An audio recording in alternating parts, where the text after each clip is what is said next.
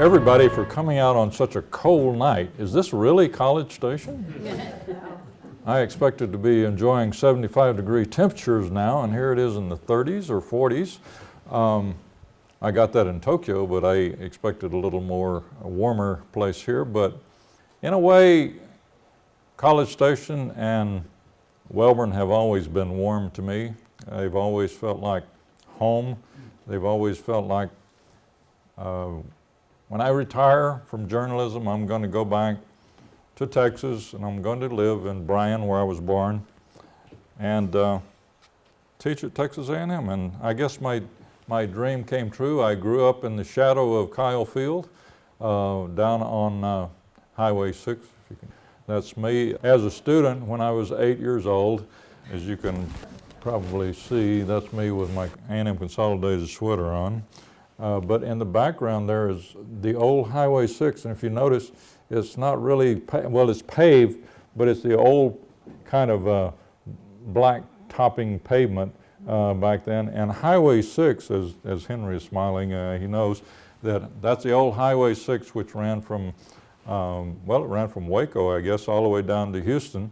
The bypass, what we call the Reuter Freeway, wasn't built until the 1960s. But you can see, whoops, you can see the old telephone, the power lines there, and this is where the train ran. And I was just talking outside to the nice lady, and we were talking about the trains that ran through Wellborn at that time. We set our schedule by them. We had breakfast when the first one ran through, and the lunch when the second one. We called it dinner then. How many people remember calling lunch dinner? And of course, then the next meal was supper, which was about 6 o'clock, and that's when the third train ran through. And sometimes the old steamliner, and I think some of the people who know trains would know what I'm talking about. The old steamliners ran through every once in a while. How did this book get started? Everybody asked me that, and it's kind of an interesting, these are the Three Amigos, I call them. That's me on the right. That's J.W. Parsons. His younger brother was the sports announcer on KBTX for many years. And this is Paul Nolan. His older brother was Harold Nolan, who was the man who pushed me into writing this book. Now, Harold was he left Wellborn many years ago and joined the Air Force instead of the Navy. He ended up being a lieutenant, retiring as a lieutenant colonel in the Air Force, moved to Oklahoma City, where he now lives, but at one time he was in charge of Air Force One. So a lot of interesting people came out of Wellborn, that small town down just south of here. Really, if you want to talk about Wellborn, it really goes back to the days of Milliken. And Milliken was the biggest city in this area in the 1860s. And there was a stagecoach that turned around in Milliken. The train ran all the way to Milliken. It stopped at Milliken. It was a railhead because it stopped in the 1860s when the Civil War started. They couldn't extend the tracks because all steel was used for weapons. It could not be used for railroads anymore. And so Milliken became a very big city, a city of almost 6,000 people. There were hotels. There was the Sanger Brothers store. I don't know if you can see it in this picture. It's right over here on this side, I believe. The Sanger Brothers store started in Milliken back in the 1860s, but in 1867 and 1868, there were two major events that happened in Milliken which destroyed the city. The first one was the outbreak of the yellow fever. The yellow fever came in on a boxcar from a train that stopped in Milliken. There were rats inside the box that escaped and spread the yellow fever throughout the city. People were found sitting in their chairs in front of their houses dead. It was a terrible thing, and people just left. They just picked up their belongings and fled the city, and they fled north. And some of them stopped and settled in Wellborn. Of course, Wellborn was not really a city then. It was just beginning to be a city when the train, which finally got the permission to use steel again, started moving northward, and about every 10 or 15 miles you have to build a station for refueling. That was how Wellborn started, and the train station built at Wellborn in 1867 was the beginning of the city. And Bill Page, who is the resident expert on Brazos County over at the Texas A&M Library, claims that the city of Wellborn, well, the town of Wellborn, was named after a general in the Civil War. His name was William Wellborn. He came from Georgia, and he bought property that's in the place that is now Wellborn, and that name was given to the station that was built there. Well, when the trains were running from Milliken northward, and the second event in Milliken that destroyed the city was the Milliken riots. And a race riot broke out in Milliken in 1868, which was reported all over the United States in such newspapers as the New York Times. A confrontation between the blacks and the whites in downtown Milliken. Shooting broke out. Both sides armed themselves, and it got pretty nasty until the military came in and put it down. Now, those two events, the outbreak of the yellow fever and the race riot in Milliken, really caused Milliken to be erased from the map. Everybody moved out. Milliken became a very small town, even though it has a very colorful history like Wellborn, which we will get into in a moment. In Milliken and near the station was where cotton bales were loaded. They were shipped by rail down to Galveston and to ports abroad, mainly to England, to London. These cotton bales were processed, of course, into clothing. And as you know, as historians like Henry know, that the biggest supporters of the South during the Civil War were the British. If it were not for the British, the South would have lost a lot sooner. We traded cotton for rifles and ammunition, which were brought over, and the people who saw the great movie Gone with the Wind know that that's how Rhett Butler made his fortune. One of the things that interested me is not why the train stopped in Wellborn, that was very clear, but why did people stay in Wellborn? That's the real question. And the answer I found was water. There was three very delicious springs called Minar Springs. I don't know how many people have been to Minar Springs. You know what I'm talking about? Minar Springs was the area in the Wellborn area where people got their water. We'll talk about that in a moment. This is how people in Milliken and other areas that didn't have springs got their water. They used the old style of houses which had the gutters, and the water ran directly from the gutters down into a cistern, which was underground. It collected the water there, and then you drew it up with the bucket when you needed water. There was another system where there was a rotating wheel which was lowered into the water for keeping things cool. It was a primitive refrigerator. Milk and butter and things like that were lowered into the cistern to keep them cool. Now, interestingly enough, this cistern, which was next to the house that's pictured here, which is gone now, but the cistern is still there in Wellborn. I have a picture of the real thing here in a moment. Next slide. That's it. That's the same picture. That's the cistern that's in the picture in real life. It's still there. And you can see, well, that's how the people got their water in those days. They literally stored it underground to keep it cool. Now later on, a big improvement, of course, was the above ground cistern. The advantages of that is so that people can use gravity to pump the water into their houses. This is the way Minar Springs looked a long time ago. It looked a lot better than that. This was probably taken in the 60s or 70s, but it was a spring, an artesian spring that sprang up from the ground. It was a very cold and delicious water. There was a saying at the time that if your tea wasn't made from Minar Springs water, it wasn't worth drinking.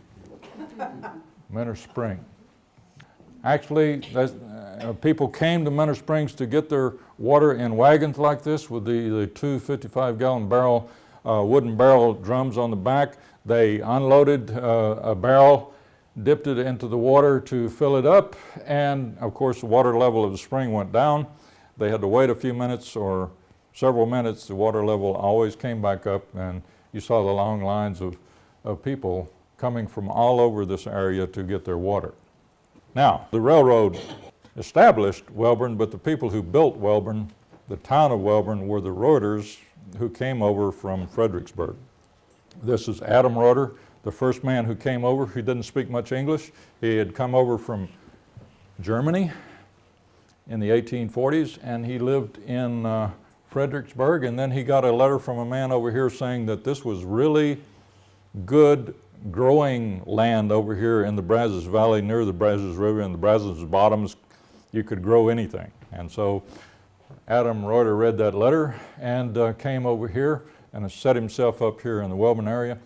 And Adam Reuter had 18 children. He had 12 children by his first wife, who died in childbirth, and he married again. His second wife bore him 6 children, total of 18.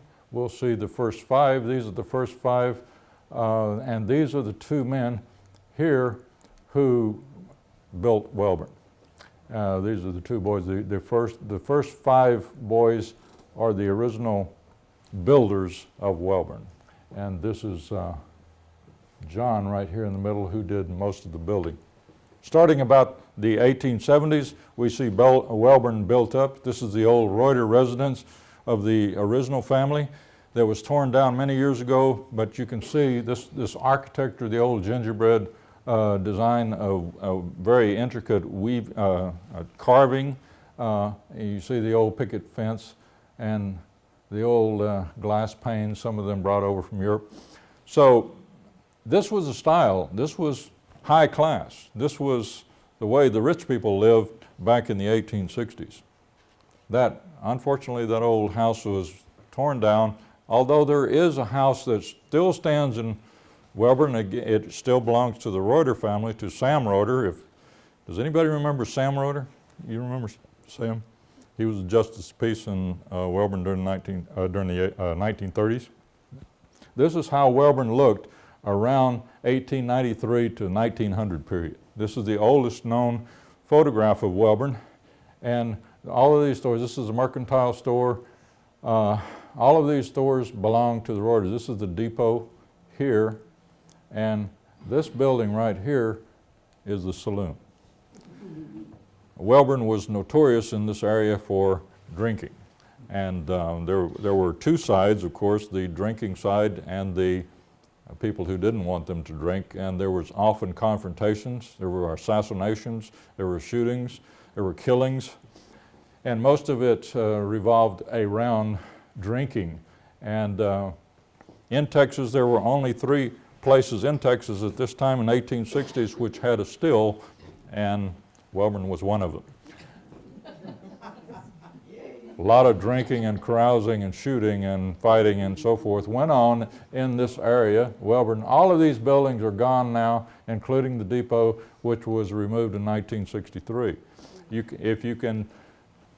can still see a part of the depot, which was bought by a gentleman who lives out by Bryan Air Force Field, the old Bryan Field, and I'll show you a picture of that in a moment. This was the Wellborn Gun Club in the 1890s. Now, why am I showing you all of this? Is because Wellborn had a distinctive culture. Wellborn had a distinctive culture that started in the 1860s and went up all the way to the 1930s and 1940s, and then started to disappear in the 1950s, and I'll tell you why, and it had a lot to do with television. This is the old cotton gin that, there were 2 cotton gins in Wellborn. There was a steam-operated grist mill. There were several other operations in Wellborn. There was a sugar mill. And so people who were growing cotton all over this area, and even people on the Burleson County side who came over the Copy Bridge to get their cotton processed in Wellborn, came to this cotton gin. This cotton gin belonged to the Reuters, and this was right behind the old Neelys Store. In fact, the old Neelys Store was sold to the Neelys in 1923. That store was part of the cotton gin. This cotton gin had, here are some of the workers in the cotton gin, and that's my grandfather sitting on the horse right behind. So these wonderful photos came from Virginia Parsons. I don't know, does anybody know Virginia? She's an she's 88 now, and she has a wonderful collection of photos, and she keeps a lot of interesting material in her house, and she has cooperated fully with me in this project and also in expanding this. So I'm going to be talking to her again about some books that her husband Raymond wrote, one of which is about Milliken. This is the old syrup mill, which was over on the other side of the tracks going towards the Brazos River.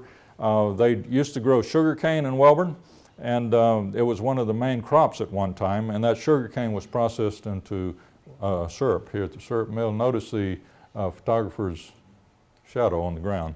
When taking the old poof cameras, I don't know what you call those cameras, the big formatted cameras. But I've never seen another picture of the old syrup mill. This is the only one I have ever seen. Yes. This is the Wellborn basketball team in 1913. Wellborn did have a very active school here in Wellborn, and you can see they weren't very sophisticated. They drew the W probably with a piece of chalk on their jersey, but nevertheless they did have a basketball team, and some of the scores were something like 16-3 and so forth. So I don't know what rules they were playing by or how long they played the game, but you can read about some of the old basketball games in the Bryan Eagle if you really want to, going back in the early 1900s. This is Miss Laura Edson's class in 1928. Now, Laura Edson is the lady here in the middle. She was a very distinct personality of Wellborn. There were 3 old maids, and she was one of them.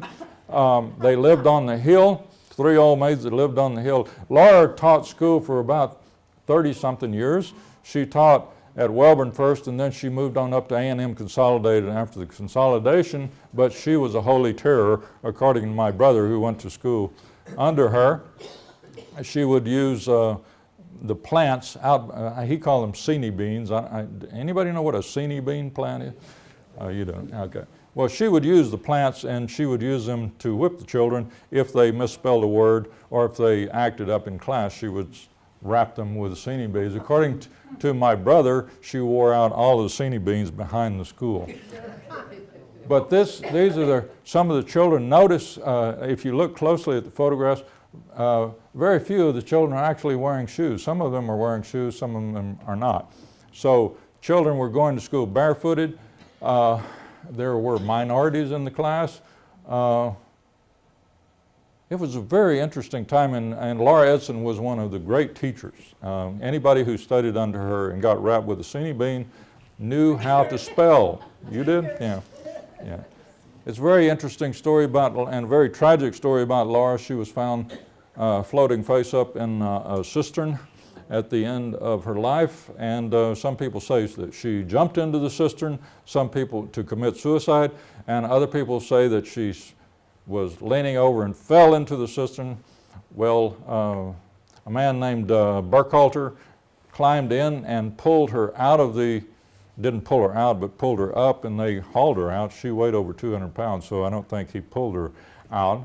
But according to the Bryan Eagle, she died in the hospital in Bryan 2 years later after this incident. So she did not die at that time, but she did survive.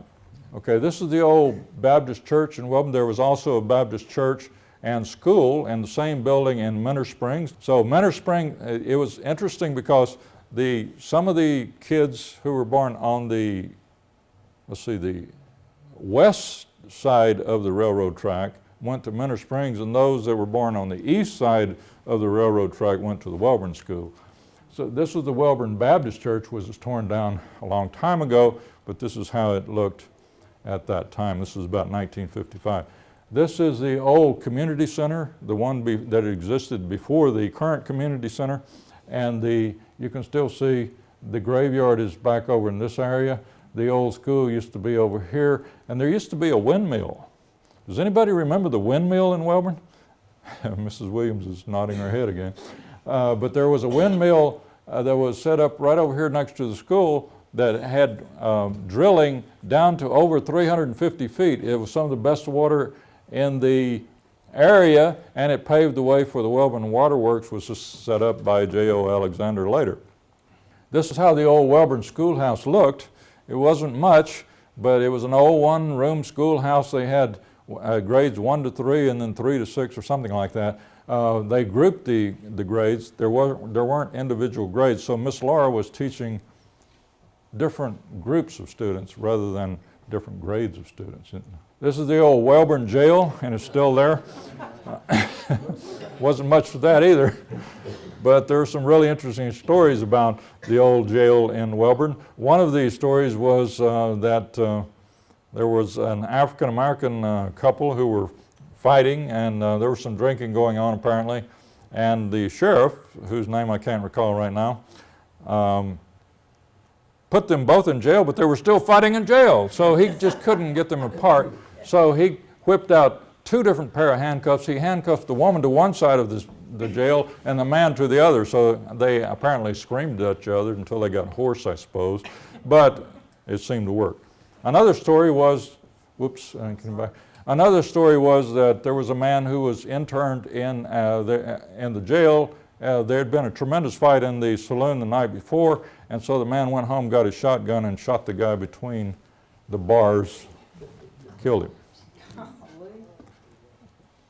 Now, I talked about Wellborn, and up until the World War II, Wellborn did have a very distinctive culture. People knew each other, and the reason they knew each other so well and they communicated so well with each other was because of the lack of technology. They had to talk to each other. They couldn't pick up the phone. They couldn't beep, beep, beep and send each other a message. No, none of that existed until the dial telephone came along. My brother firmly believes that what killed old Wellborn was this, the dial telephone. And how many people remember, you know, the old telephone before the dial telephone you had to get on? Yeah, that's right. You had to crank it up and the operator would come on. You had a party line and all. You could hear 4 or 5 other people talking in the background. It was miserable days of telephone. And then along came this high technology dial telephone where you could dial directly out. In other words, Wellborn, old Wellborn, the tightly knit community could now pick up the phone and call the outside world. That was the end of it. 1930s. This was the entertainment center of the 1930s. You know what I'm talking about. The old record player played the music, the radio played the news, and you all sat around and listened to it. You remember when people used to sit in front of the radio and listen like this? I remember my father sitting in front of the radio and listening to the news report very carefully. Why? Because his son was in the Philippines at the time and he was listening intently. My sister remembers my mother sitting like this in front of the radio and listening for reports from Asia, particularly from the Philippines, because her son was there, my oldest brother, and she would not say anything. She had a very concerned look on her face and she would sit there wringing her apron. It's an indelible image that was painted on my sister's brain. She will never forget it. And probably millions of mothers across the United States were doing the same thing, listening to the radio and trying to get any information they could about the ongoings in World War II. One of the people that was telling him about it was this man, Walter Winchell, although he was better known on the radio for his talk about celebrities and gossip and so forth. But people did listen to Walter Winchell. They listened to radio shows like The Shadow. How many people remember The Shadow? Yeah. What evil lurks in the heart of men, the shadow knows. That voice was Orson Welles. How many people knew that Orson Welles was the voice of the shadow? No? This is how it was in those days, in the 1930s. Radio was for the family. The family, Ann's smiling because she knows what I'm talking about. This is how it was, the family group. You didn't watch the television, there weren't any TVs. So you grouped around the radio and listened and fought over who was going to listen to what program. Orson Welles was the man, October the 30th, 1938. How many people remember what happened on October the 30th, 1938? Henry's War of the Worlds. The program was broadcast on Sunday night at 8 p.m. on the Mercury Theater, which shocked the nation. People actually thought that aliens had landed in New Jersey and were taking over the United States. I wasn't alive then, but my brother explained that my father went out on the porch with his shotgun, put it across his lap, and was waiting for the green men to come down Highway 6. Another reason why people ran out and bought radios in the 1930s, especially in 1936, was this boxing match between Joe Louis, the American champion, that's him there, and Max Schmeling. Max Schmeling was the German champion, and why this was important, because Max Schmeling was championed by Hitler, who was rising to power at that time as his Superman. Nobody could beat him. And indeed, he came over the first Joe Louis-Max Schmeling match in 1936. It went 15 rounds, and Max Schmeling was considered the champion. A rematch was called, and people bought more radios. In the rematch didn't last very long. It lasted about 2 minutes of the first round. Joe Louis knocked him out. And that was the end of the Superman argument. Little did people know Joe Louis and Max Schmeling were best of friends outside the ring. Soap operas were also very popular during the 1930s, and I see some people smiling and looking at this slide. You know this program. Stella Dallas was the rage of the times. In fact, Stella Dallas is the grandmother of all soap operas, and I don't know all the details, but I do remember the organ music that came out of that radio every time my mother turned it on, and I said, oh boy, here we go again. Another part of the booming Wellborn culture in this time was a singing school. Now, as singing schools were interesting, this man, Tony Diaz, actually lived in Minar Springs, and he came to Wellborn to actually teach music to the children, but this is country. This is country. People didn't know how to read sheet music. So they had what they call rounded notes, were symbols which represented music notes, and the kids could learn music easily by using these rounded notes. And Tony Diaz used that technique. He brought the piano with him and set it up outside the Wellborn School there, and were teaching the kids music. Then he would go on to the next school and teach them. So it was a business.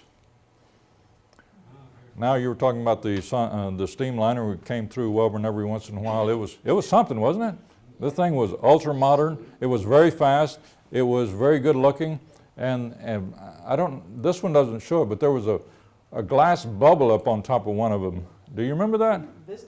It was something else. Boy, we used to get excited when that train would come by. This was how the old Copy Bridge looked at that time. At that time, meaning about 1950, I believe this picture was taken. But it was getting kind of rickety, and if you ever were in a car going across Copy Bridge from the from the Washington County side to the Brazos County side, you know what I mean. And Harold Nolan used to laugh about it when they would go across, that they would all pick their feet up and try to make themselves lighter so they wouldn't fall into the Brazos River. But that was Copy. Another interesting playground for Wellborn, before the Aggies found out about it and ruined it, was a place called the Clay Pits. And the Clay Pits was a beautiful swimming hole. What happened was when the train moved from Milliken towards what is now Wellborn, they had to have fuel. And they were using trees, cutting down trees to power their steamer. But one conservationist got very upset about this and said, you can't cut down all the trees in Brazos County to run your train. So they started digging for lignite. Now, lignite deposits were known to have been found in Wellborn, And a company came in and started digging, and they did find some lignite, but they also found a white powder called Fuller's earth that was used in the petroleum industry and the cosmetic industry. It's a very fine white powder. It's a beautiful, it makes a beautiful beach, and that's what existed. The company actually dug a big hole looking for lignite, hit an artesian spring, and it filled up with water. Beautiful bluish green water, very cold, and one of the best swimming holes I've ever swum in. They called the clay pits in 1950. This was the clay pits in 1953, and it was a wonderful thing. Only the people of Wellborn knew about it for a while. Word got out, and the Aggies came down, and that was the end of that. This is Marshall Logan, one of my family friends at the clay pits. That was about 1950. This is the clay pits now. My brother and I got permission to go back into there from the owner, who lives across the street, a Houston woman, and she let us take pictures, and that's what it looked like today. This is the old Masonic Lodge that was in Wellborn. On the first floor was the Masonic Lodge. On the second floor was the Methodist Church, and the Methodist Church existed in Wellborn for a long time. Now there's only Baptists there. Only Baptist Church, rather. There's still some Methodists, excuse me. But I think the Alexanders were Methodists, weren't they?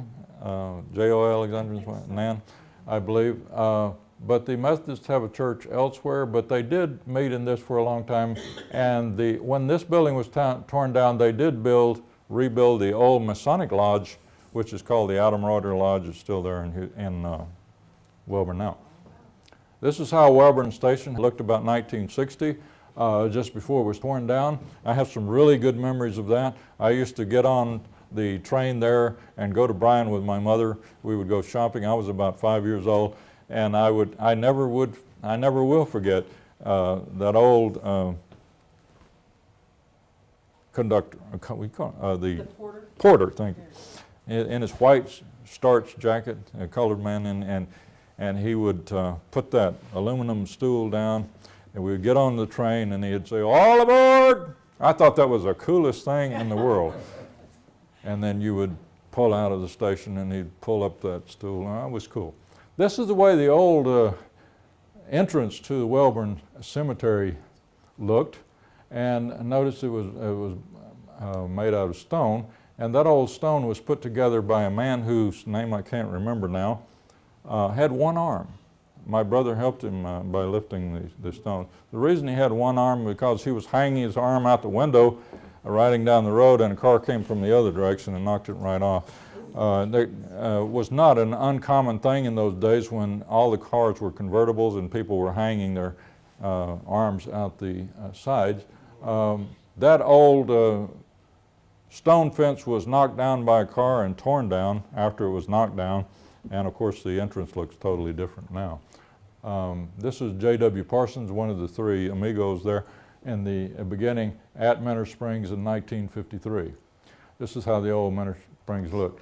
Now J.W. lived up the road from me on Highway 6 up near Neelys Store. He lived across from Neelys Store, and they had a windmill there which also had the deep well, and the hobos knew about this. The hobos that were running along the train in the early 1950s, I remember well, they would come to our house. I guess there was some sort of marking. They knew about our house and knew about my mother's pies.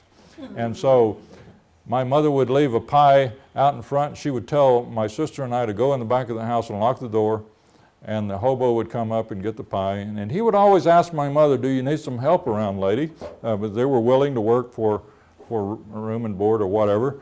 She would always say, "No, my husband will be back soon." They would go along their way. But the hobos, I never had any trouble with them. I never heard of anybody having any trouble, but they were just people down on their luck and were willing to do any kind of work for food. They actually had a system of signals that they would jot down on telephone poles and signs and trees, alerting some of the people who were coming along later. Notice this one right here that means an unsafe place. And they were warning the people behind them of the dangers of this place, and some of them are about the cops, some of them were about you can get good food here and so forth. They had a whole system of communication. This was the Salem Church. Now, one of the things I wanted to do different than most other authors who've written about local events was I wanted to get the African American input. I wanted to know what the black people were doing at that time. Although at that time it was definitely segregation and we didn't know what they were doing and we weren't allowed to find out what they were doing, but we wanted to know, we were curious. I never did get to find out, but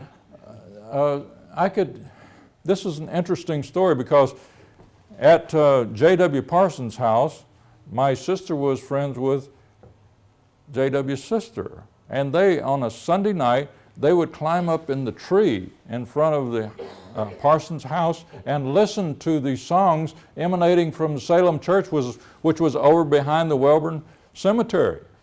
And what it was the black people were singing spirituals. They knew the words, but the black people were singing them in a totally different way. And it was so interesting to them, they wanted to hear it. They would climb up in the tree and listen intently to what was going on in Salem Church. Unfortunately, the Salem Church burned down a few years ago from a faulty wiring in the building. This is Wayne Sadbury, who was my main source. He's the person who runs the African American Museum down in Bryan. If you want to go through that museum, very interesting museum to go through. And I guess every community, even though Wellborn was a small community, I think the peak population of Wellborn in the 1930s was about 800 people. It's down to about 200 now, but this was the meeting place. This was Neelys Store. It's still there, although it's owned by an Indian businessman from Bryan who's going to tear it down soon. It's a terrible tragedy. But the Neelys Store was where people came to get their mail. The post office was there. People came to get their groceries there. It was also a mercantile store. They sold clothing. It was a very interesting place. They used to have the old gas pumps with, this was later, but they had the old pump-up gas pumps that had the glass bubble on top. You remember those? You pump the gas. This was inside. This is where my job was to ride my bicycle up the hill every day and get the mail. Ours was box 104, which was right over here. And I would get the mail there, and next time go back. If I was lucky enough to find a Coke bottle along the way that somebody had thrown out the window and get a 2.5 cents or a nickel for it, I'd go back to the candy counter, and this is Miss Later Neely, who was in the Neely Store. She was the wife of Robert Neely. Robert Neely's still alive. He's living in Crestview. He's 91 years old now. You can see him going to Wellborn and picking up the mail every day. Miss Eulalia has passed on. People couldn't pronounce her name. I thought her name was Eulalia. That's the way people pronounced it in those days, but it was actually Eulalia. She was a beautiful woman. When she was young, taught school at Minar Springs. This is the last remnant of Wellborn Station, just outside Bryan Air Force Base. I forget the name of the road, privately owned, but that's the last piece of it. That's only a part of it. So what I've shown you is I think you can see that there was a community in Wellborn. It was close-knit. It had functions. It had organizations. The Boy Scouts of America were one of them. There were many other ones. They used to meet down underneath Coffee Bridge, as you can see in this picture next one. And then here they used to have the barbecues every summer. This is one in 1940. You can see that's my father right there and my mother right there. So they do have the barbecues, but they have them, in July or August? July? I believe it's July, every year in the new community center. This is the old community center. I do have another book coming out next month at the end of January called College Station. It's a pictorial history of the city, and you might want to be interested in that. I hope you'll invite me again in February or so, and we'll talk about that. But thank you very much for your attention.